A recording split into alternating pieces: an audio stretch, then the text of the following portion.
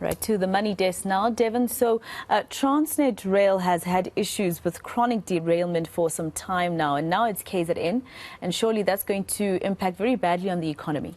It does, because, I mean, if you look at the miners that rely on the exports getting to the ports, we're talking about costs that run into the billions here. You know, you ask the Minerals Council and they'll tell you exactly that. So the issue of derailments and who's causing them, big concern for the industry. And that's where we start. It's another derailment this week of a coal train on Transnet's North Corridor. Transnet says the latest incident takes place against a backdrop of threats and disruptions to the company's operations by disgruntled groupings who are seeking business opportunities. Last year alone, Transnet Rail experienced 21 derailments. Well, joining me is Bonginkosi Mabaso. He's the Transnet Freight Rail Acting Chief Commercial Officer. Bongi, thanks indeed for talking to us. So this latest derailment near Ulundi on Tuesday, what can you tell us about how much coal was derailed and what exactly happened there? Thank you, Devon, and good day to your listeners. We have had 60 wagons derailed of our train, and of course, a wagon carrying 100 tons. You are looking at a derailment of 6,000 tons that we have lost in that incident. However, that's not our biggest concern. Of course, volume loss is. Our main challenge and concern has been around the stoppage of operations on the line. The line is completely on a standstill. There's no traffic moving on the line at this stage. I mean, it really is extraordinary. This follows a series of similar incidents. Transnet Rail says it's extremely concerned. You've spoken to community leaders in the area of Ulundi as well as police. What are they saying? Who's responsible for this?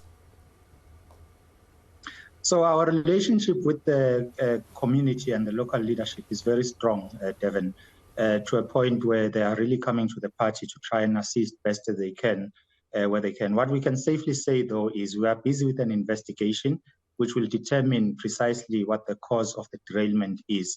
And we are not singling out one of the many potential outcomes of the investigations. Safe to say, we can confirm, as you have pointed out, that we have received threats pertaining to stoppages on our line and sabotage. And those have been ongoing for a while. And those, let's just qualify, do not come from the community, but certain groupings of individuals that are seeking opportunities within Transnet. So let's just clarify that it really is not a case of our relationship with the community being compromised, but rather a separate grouping that's targeting this. Yeah, well, that's fair enough, and I do understand what you're saying. But let's talk about the threats from, these groups seeking business opportunities. I mean, it's very difficult to separate instances from these threats, although I do agree that there's just investigations still have to connect the two. But I mean, what is the end goal here in terms of what these groupings want? And are you satisfied about how police are handling this? We have left the process of the law to take its course. We have reported these incidents to law enforcement agencies for them to do what they need to do. But what we can safely say is the threats are real. We have received quite a number of incidents where we have been notified of potential sabotage that will take place. Like I said, we are not linking directly this incident to those threats, but safe to say the last one we received was on Monday, on the very same day that later on we had this incident. Law enforcement has come to the party quite strongly so, not just to deal with the threats, but also to assist us in safeguarding our operations and infrastructure. A cluster formed of many security elements has come to the party in ensuring that we safeguard the line. But also, as you pointed out earlier, the community itself is also really lending a hand to say through the leadership, if there is any intel that the community becomes aware of, it is communicated through the law enforcement processes. In terms of the threats, what are they asking for and demanding?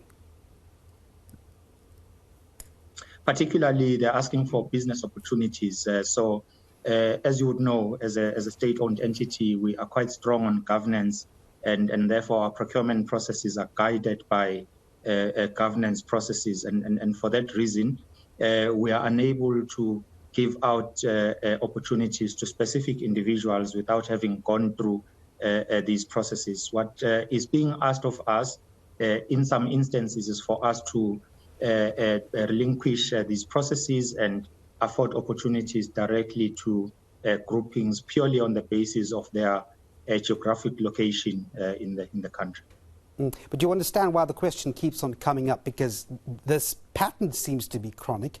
This is nothing new, and I'm just wondering to what extent have we had progress, not only identifying the groups, but having the law take the appropriate action against them. It simply can't continue. We've got the Minerals Council saying they're losing billions as a result of derailment, as a result of sabotage.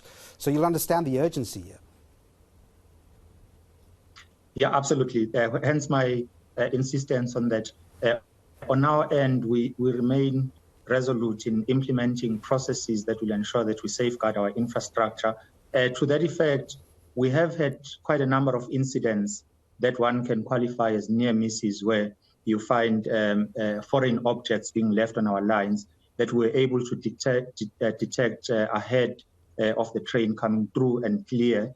And those could have resulted in a catastrophic incident of this nature. But again, through the focus on our end on ensuring that our operations continue and the partnerships that we have landed with the law enforcement agencies, we've managed to keep the operations going. And for that reason, we are allowing law enforcement agencies to do what they need to do in ensuring that whichever elements are bringing these threats about in our operations, they are dealt with and managed through legal processes. But having said so, again, just to reiterate, all incidents are investigated, and therefore pronouncements on the cause is determined on the basis of the investigation. This is the case again with this one, and we rely on law enforcement to then do their part with regards to the threats. Thanks.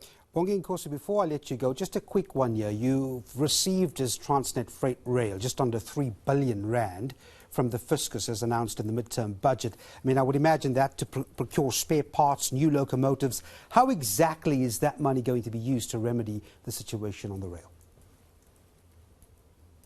Devon, the procurement of spare parts and bringing back the locomotives will purely be funded through our business operations, and therefore the funds will not go into that. What we are focusing on with the grant from the Fiscus is particularly maintaining our infrastructure. You would have picked up that we've suffered quite severe losses through cable theft and vandalism incidents. And to that effect, a portion of our budget that was intended for infrastructure maintenance has been channeled into managing and replacing cables that have been lost over time.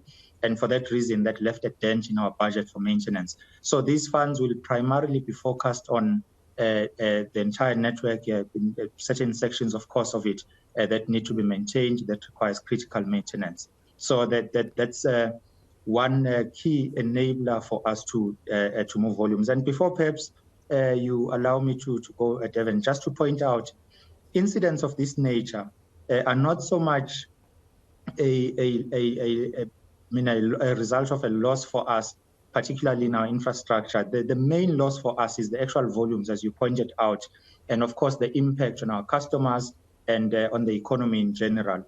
To that effect, we lose about 55 million rands a day just on the coal line alone as a result of an incident of this nature. Therefore, it becomes critical that our network and infrastructure remains in good condition to carry the day-to-day operations on our end, which is why this budget is primarily focused on that.